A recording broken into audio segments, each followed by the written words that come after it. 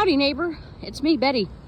So I thought I would come on here really quickly and give you a review about a movie that I see about once every 6 months.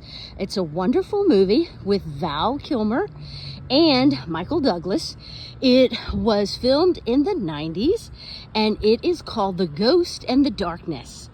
It is a movie about a young British officer who also happens to be an engineer, and he is tasked with building a bridge in Kenya. So now the movie is set in the late 1800s, and so of course at that time Kenya was a British colony, and so he goes off to Kenya to build this bridge across a river. And so he has so many challenges. There are different ethnic groups that are workers that are building the bridge. Some are African, some are Indian, and then there are other groups, and so they don't really get along. So he's having to deal with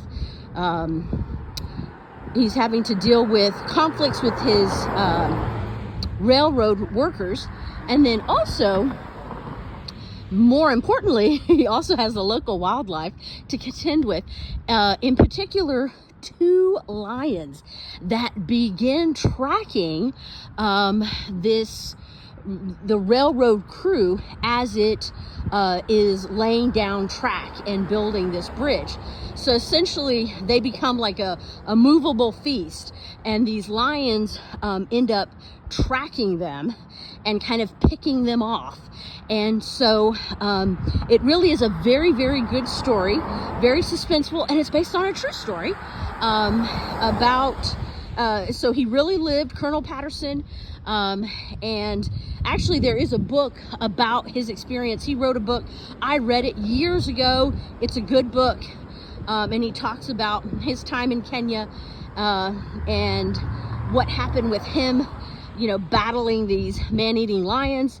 And so I'm not going to give anything away, but I'm going to say it's a really interesting movie. It's very atmospheric.